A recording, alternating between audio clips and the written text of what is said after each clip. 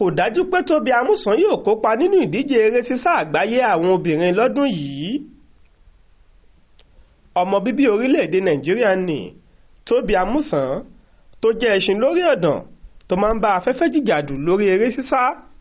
ní ọ̀pọ̀ àwọn ọmọ Nàìjíríà àti àwọn olólùfẹ́ eré sísá ti ń jáyà lé lórí pé ṣé yóò lè kópa nínú ìdíje eré sísá àgbáyé tàwọn obìnrin tí yóò wáyé nílùú Budapest lórílẹ̀-èdè Hungary lọ́sẹ̀ tó ń bọ̀. láti ọjọ́ 19 oṣù keje ọdún 2023 yìí ní àjọ kan tí wọ́n máa ń ṣàyẹ̀wò àwọn tó ń sáré jẹun lórí ọ̀dàn lórí ìlera àti ìlò oògùn olóró Athletics Integrity Unit AUI ti dá ọmọbìnrin náà dúró pé kò lè kópa nínú eré sísá fúngbà díẹ̀ náà látàrí bó ṣe kùnà láti ṣe àyẹ̀wò ara rẹ̀ fún oògùn olóró ní ẹ̀ẹ̀mẹ́ta ọ̀tọ̀ọ̀tọ̀ láàrin oṣù 12. lára ohun tó ń ba àwọn èèyàn lẹ́rù ni pé ẹni tí wọ́n bá dá dúró bẹ́ẹ̀ látàrí pé ó kùnà àyẹ̀wò náà tàbí tí kò tiẹ̀ kópa rárá bíi tiẹ̀ yóò gbà tó jìyà ọdún 2 gbáko. àjọ tó ń rí sí eré sísá lágbàáyé World Athletics fi orúkọ ọmọbìnrin ẹni ọdún 26 náà sára àwọn orúkọ tí yóò kópa láti ṣojú orílẹ̀-èdè Nàìjíríà nínú ìdíje eré sísá náà,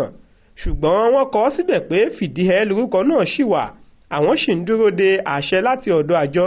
AIU kí wọ́n fìdí ẹ̀ múlẹ̀ pé yóò kópa nítòótọ́.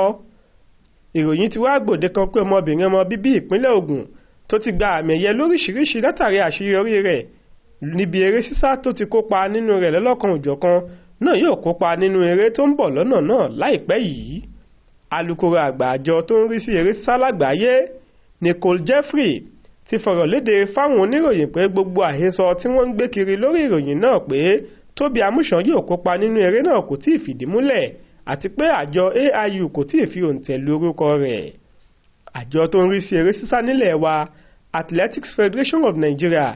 AFN lábẹ́ ọ̀gá àgbà kan Technical Director Samuel Onikeku sọ pé àwọn ṣì ń dúró de àbájáde èsì ìpàdé AIU lórí Tobi. ohun tí àjọ àgbáyé tó ń rí sí eré sísá sì fi síwájú orúkọ rẹ̀ ní fìdíhẹ́ pending. ìgbàgbọ́ wa ni pé èsì ìpàdé náà yóò sèsóore, a sì ń retí rẹ̀. báyìí ni ọ̀gá àgbà àjọ náà sọ. Jamiu Àbáyọ̀mí ló ń jábọ̀ ròyìn fún iléeṣẹ́ Aláròyé Online TV.